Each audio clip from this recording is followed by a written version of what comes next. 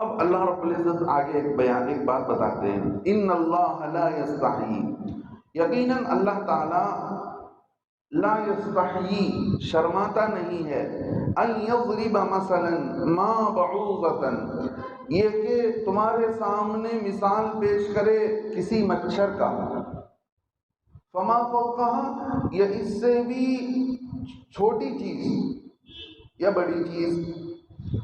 کیا مطلب؟ پچھلے زمانے میں لوگ کہا کرتے تھے قرآن جیسی اونچی کتاب کے اندر مچھر مکھی کے مثال لیں۔ اللہ نے ایک جگہ بتا دیا کہ یہ لوگ جو اللہ کو چھوڑ کر کسی کی پوجا کر رہے ہیں، اگر یہ ان کے بتوں پر آ کر مکھی بھی بیٹھ جاتی ہے تو ان کے بتوں کے اندر اتنی بھی طاقت نہیں کہ اپنے اوپر مکھی بیٹھی ہو تو اسے ہٹا دیں۔ لا یستنقذوہ منہ، اب اللہ نے وہاں پر مکھی کی مثال دیا، یہاں پر اللہ نے مچھر کی مثال دیا، تو وہ لوگ کافر لوگ کہتے تھے آسمان سے اتری ہوئی کتاب ہے، اللہ نے اتارا ہے، ساری دنیا کا پیدا کرنے والا۔ یہ لوگ کہتے ہیں، مسلمان کہتے ہیں کہ اللہ یہ خالق ہے، اللہ نے پوری کائنات کو بنایا ہے، اور اوپر سے اتری ہوئی کتاب، آسمان سے نازل شدہ کتاب کے اندر یہ چھوٹی چھوٹی باتیں، مچھر کی مثال دی گئی ہے، اس میں مکھی کی مثال دی گئی ہے۔ اللہ فرماتے ہیں اس کتاب کے اندر کسی چھوٹی چیز کے مثال دینے سے کتاب کی اہمیت گھٹ نہیں جاتی ہے۔ تمہیں نہیں ماننا ہے تو اس میں کوئی نہ کوئی کیڑ نکالتے رہو گے، تمہیں ماننا نہیں ہے کوئی نہ کوئی بہانے کرتے رہو گے، قرآن کے اندر یہ ہے، قرآن کے اندر وہ ہے۔ لیکن کسی چیز کو سمجھانے کے لیے، کسی چھوٹی چیز کو سمجھانے کے لیے اللہ رب العزت کسی معمولی مثال دے دے تو اس میں اللہ کی ذات میں کوئی فرق نہیں پڑتا، اور قرآن کی بڑائی اور قرآن کی عظمت میں کمی نہیں آتی ہے۔ قرآن اپنی جگہ اونچی کتاب ہے، قرآن اپنی جگہ سب سے بڑی کتاب ہے۔ قرآن کے اندر مچھر اور مکھی کا تذکرہ آ گیا تو اس سے فرق نہیں پڑتا۔ اللہ فرماتے ہیں ان اللہ لا یستحیی، اللہ رب العزت نہیں شرماتا، ان یضرب مثلا، کہ تمہارے سامنے کسی مثال کو پیش کریں، ما بعوضۃ، کہ جو مچھر کی مثال، مچھر، فما فوقہا، علماء نے لکھا ہے فوق کے معنی، فما فوقہا کا اصل معنی آتا ہے یا اس سے بھی بڑی چیز یا اس سے بھی آگے کی چیز۔ لیکن علماء کہتے ہیں کہ یہاں پر مچھر ہے تو مچھر چھوٹا ہے، تو چھوٹے ہونے میں اس سے بھی کوئی چھوٹی چیز ہے، اللہ رب العزت اس کو بھی بیان کرنے میں کوئی شرماتے نہیں ہیں۔ مثال کے طور پر اللہ نے ایک جگہ بتا دیا کہ کھجور ہے، کھجور کے اوپر آپ دیکھیں گے تو کھجور کی گٹلی ہے تو گٹلی کے اوپر ایک چھلکا ہوگا، اس چھلکے کے اگر کھجور کو دیکھیں گے تو بیچ میں ایک لکیر ہوگی، اس لکیر کے اوپر ایک باریک سا ایک دھاگا نما ایک چیز ہوگا، آپ کھجور کو کھول کر دیکھیں گے تو معلوم ہوگا اللہ نے اس دھاگے کی بھی مثال دیا ہے، وَلَا يُظْلَمُونَ فَتِيلًا، اس کو کہا کہ یہ فتیلہ ہے، معمولی سا دھاگا، دیکھنے میں کوئی نہیں، اور جو پردہ ہے کھجور کے وہ بیج کے اوپر، اس کو کہا گیا کہ قطمیر، معمولی چیز جس کو ہم کوئی، ہمارے نزدیک کوئی حیثیت ہی نہیں ہے۔ قرآن اس کو بھی بتاتا ہے کہ یہ دنیا کے اندر جن لوگوں کی پوجا پاٹ کرتے ہیں یہ ان کے خدا اتنی معمولی سے کھجور کے اوپر جو پردہ ہے اس کی بھی ملکیت ان کے پاس نہیں ہے، یہ اس کے بھی مالک نہیں ہے۔ وَلَا يُظْلَمُونَ فَتِيلًا، کل قیامت کے دن اللہ اتنا کھجور کے بیج کے درمیان میں جو لکیر ہے اس میں جو معمولی سا دھاگے کی قسم کا ایک چھوٹا سا پرزہ ہے، اس پرزے کے برابر بھی کل قیامت کے دن اللہ کسی پر ظلم نہیں کریں گے۔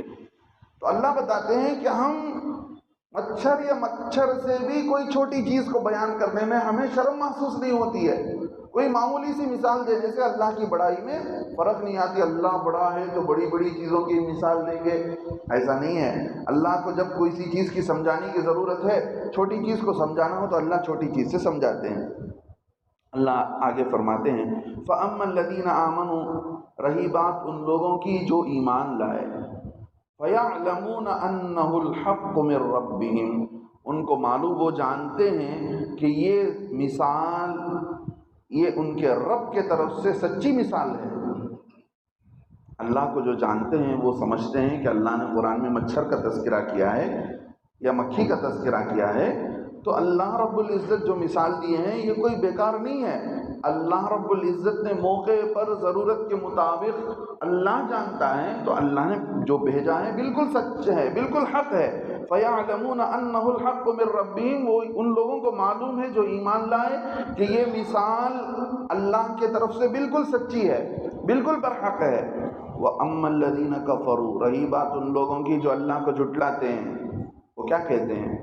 فَيَقُولُونَ مَاذَا أَرَادَ اللَّهُ بِهَذَا، مسئلہ وہ لوگ کہتے ہیں کہ اللہ تعالیٰ ایسی چھوٹی مثالیں دے کر کیا اللہ بولنا چاہتے ہیں، کیا بولنا چاہتے ہیں اللہ تعالیٰ؟ ماذا اراد اللہ بہذا مسئلہ، اس مثال کو پیش کر کے اللہ نے کیا ارادہ کیا ہے، اللہ کیا چاہتے ہیں؟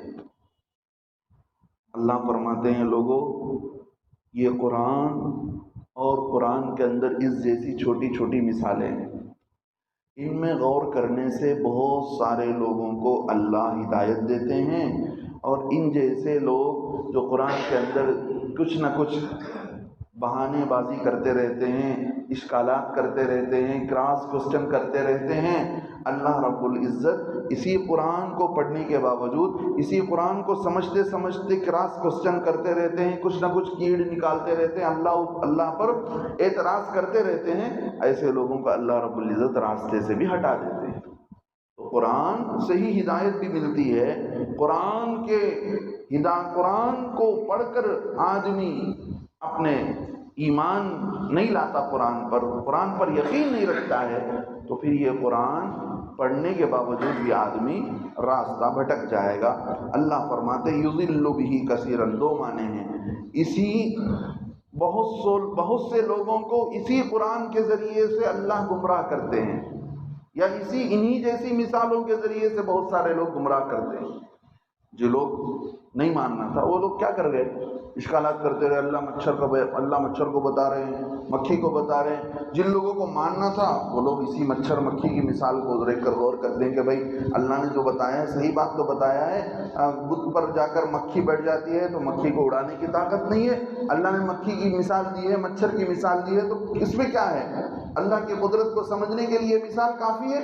اب بتاتے ہیں اللہ تعالیٰ، اب اسی مثال کے ذریعے سے بہت سارے لوگ گمراہ ہو جاتے ہیں، یا اسی قرآن کے ذریعے سے بہت سارے لوگ بھٹک جاتے ہیں۔ کیا مطلب؟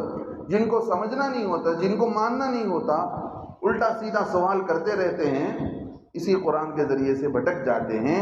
وَيَهْدِي بِهِ كَثِيرًا، جو کھلے دل سے اللہ پر ایمان رکھتے ہوئے قرآن کو سمجھنے کی کوشش کرتے ہیں، اللہ فرماتے وَيَهْدِي بِهِ كَثِيرًا، اللہ اسی قرآن کے ذریعے سے یا انہی جیسی مثالوں کے ذریعے سے بہت سو کو ہدایت بھی دیتے ہیں۔ تو قرآن ہدایت کی کتاب ہے، جو آدمی کھلے دل سے ہدایت لینا چاہے اسے ہدایت بھی ملتا ہے، جو آڑے ٹیڑھے سوال کرتا رہے، اللہ پر بھروسہ نہ کرے کہ یہ قرآن اللہ کی طرف سے اتری ہوئی کتاب ہے، کراس کوسچن کرتا ہی رہے، اس قرآن سے اسے ہدایت نہیں ملے گی، یہ قرآن سے قرآن پڑھتے ہی بھٹک جائے گا۔ اللہ فرماتے کون لوگ بھٹکیں گے؟ قرآن سے یا اس جیسی مثالوں کے سمجھنے سے، وما یضل بہ، ان جیسی مثالوں سے یا اس قرآن سے نہیں بھٹکتا، کوئی نہیں بھٹکتا، الا الفاسقین، مگر وہی لوگ جو فاسق ہیں۔ فاسق کے معنی آتے ہیں خروج کر جانے کے، الگ ہو جانے کے، نکل جانے کے۔ آدمی اللہ کی اطاعت سے باہر ہو جائے، اللہ کی فرما برداری سے آدمی باہر ہو جائے، تو ایسے باہر چلے جانے والے کو فاسق کہتے ہیں۔ یعنی ہماری موٹی زبان میں کہیں، علماء نے لکھا ہے من اصر علی صغیرۃ علی کبیرۃ، جو بڑے گناہوں پر مصر رہے، بڑے گناہ کرتا ہے، بڑے گناہوں سے توبہ کرنے کے لیے تیار نہیں، اور چھوٹے گناہوں کو معمولی سمجھ کر ہمیشہ چھوٹا گناہ کرتا رہتا ہے، نہ بڑے گناہ چھوڑتا ہے نہ چھوٹے گناہ چھوڑتا ہے، گناہ کرنے میں جھجکتا نہیں ہے، کھلا گناہ کر رہا ہے۔ یہ معنی ہوا ہمارے سمجھنے کے اعتبار سے، لیکن لفظی معنی اگر دیکھا جائے تو اس کے معنی آتے ہیں کسی چیز کے باہر نکل جانے کے۔ فاسق کا معنی، فاسق اس آدمی کو کہیں گے جو اللہ کی اطاعت اور فرما برداری سے ہٹ جائے، باہر نکل جائے۔ اب چونکہ مسلمان بھی باہر نکل جاتا ہے اللہ کی نافرمانی کرتے ہوئے، کبھی ایمان والا بھی اللہ کی فرما برداری سے باہر ہو جاتا ہے، تو اسے بھی فاسق کہا گیا، لیکن اس لیے کہ ہمیشہ کافر اللہ کی اطاعت سے باہر ہی رہتا ہے، کبھی اللہ کی اطاعت کے قریب نہیں آتا، اسی لیے فاسق ان کو بھی کہا گیا۔ اللہ فرماتے وما یضل بہ الا الفاسقین، ان جیسی مثالوں سے یا اس قرآن سے گمراہ نہیں ہوتے مگر وہ لوگ جو فاسق ہیں۔ کون ہیں وہ فاسق لوگ؟ اللہ نے ان کو بھی بتا دیا فاسق لوگ کون ہیں۔ الذین ینقضون عہد اللہ، جو لوگ اللہ کے عہد و پیمان کو توڑ دیتے ہیں۔ عہد و پیمان کیا ہے؟ میں اور یہ بھائی ہیں، ہم دونوں نے کسی بات پر آپس میں ایک معاملہ طے کر لیا، اگر میں اس بات سے بدل جاؤں جو ہم نے آپس میں معاملہ طے کیا ہے تو عہد شکنی ہوگی، یہ بات بدلنے والا عہد کو توڑنے والا ہوگا۔ اللہ رب العزت بتاتے ہیں فاسق لوگ کون ہیں؟ جنہوں نے اللہ کے عہد کو توڑ دیا، من بعد میثاقہ، اللہ کے عہد پر، اللہ کے عہد و پیمان پر میثاق کے بعد۔ یعنی کیا مطلب؟ میثاق کہتے ہیں کسی بات پر ایک دوسرے کا معاملہ کرنا قسم کھا کر۔ میں اور ایک صاحب معاملہ کر رہے ہیں، لیکن اس معاملے میں ہم قسم کھاتے ہیں کہ ہم کسی کو دھوکہ نہیں دیں گے، ہم یہ بزنس ایسے کریں گے۔ جو بھی ہمارے آپس میں ایک معاملہ طے ہوتا ہے اگر قسم کے ساتھ طے ہوتا ہے تو وہ میثاق کہلاتا ہے، اگر کوئی بات ہمارے آپس میں ایسے ہی طے ہوتی ہے تو وہ عہد و پیمان کہلاتا ہے۔ اب عہد و پیمان جو اللہ سے ہم نے کیا تھا، کب کیا تھا یاد ہے؟ ہم نے عہد و پیمان کیا تھا عالم ارواح میں۔ انسان عالم ارواح میں تھا پہلے، وہاں پر اللہ نے روحوں کو جمع کیا۔ وہ روح آدم علیہ السلام سے لے کر قیامت تک جتنی روحوں کو اللہ اتارنا چاہتے تھے، بھیجنا چاہتے تھے، ساروں کو اللہ نے اکٹھا کر کے وہاں اللہ رب العزت نے پوچھا الست بربکم، کیا میں تمہارا رب نہیں ہوں؟ اب ساری روحیں تھیں وہاں پر، انسان اور جنات، ساری روحیں وہاں پر جمع تھیں۔ الست بربکم، کیا میں تمہارا رب نہیں ہوں؟ ساروں نے مل کر کہا، مسلمانوں نے بھی، مشرکین نے بھی، حضرت اللہ کے نبی علیہ السلام سے پہلے جتنے انبیاء ہیں وہ ساری امتیں بھی، اور اللہ کے نبی علیہ السلام کی امت، ساروں نے مل کر کہا قالوا بلا، اللہ تعالیٰ آپ ہی ہمارے رب ہیں، اس میں کیا شک ہے؟ عہدنا، ہم اس بات کا عہد کرتے ہیں کہ آپ ہی ہمارے پروردگار ہیں۔ الست بربکم قالوا بلا، اللہ رب العزت نے اسے عہد کر دیا کہ اللہ ہم تیری بات پر ایمان لاتے ہیں، ہم جو ہے اس بات کا عہد کرتے ہیں کہ آپ نے ہم کو پیدا کیا ہے، آپ کے علاوہ کوئی ہمارا پیدا کرنے والا نہیں ہے۔ اس بات کا عہد و پیمان دنیا میں سب لوگوں نے کیا، جو لوگ دنیا میں مسلمان ہیں ان لوگوں نے بھی کیا، جن لوگوں کے پاس ایمان نہیں ہے ان لوگوں نے بھی کیا۔ لیکن اب کیا ہوا؟ شہیدنا، ہم گواہی دیتے ہیں، کہا کہ ہم اس بات پر گواہ ہیں۔ اب دنیا میں آنے کے بعد بدل گئے، دنیا میں آنے کے بعد کھلم کھلا اللہ کی نافرمانی میں، اللہ کے انکار میں، اللہ کو چھوڑ کر کسی دوسرے کو خدا بنانے میں لگ گئے۔ یہ عہد و پیمان، سب سے بڑا عہد و پیمان جو اللہ سے ہوا تھا، انسان نے دنیا میں آ کر اس کو توڑ دیا۔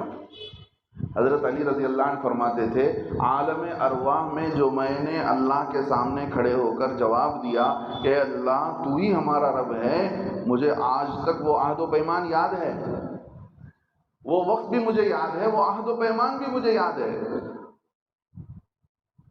تو وہ چیز وہی اللہ کہتے ہیں الذین ینقضون عہد اللہ۔ فاسق و فاجر لوگ کون ہیں؟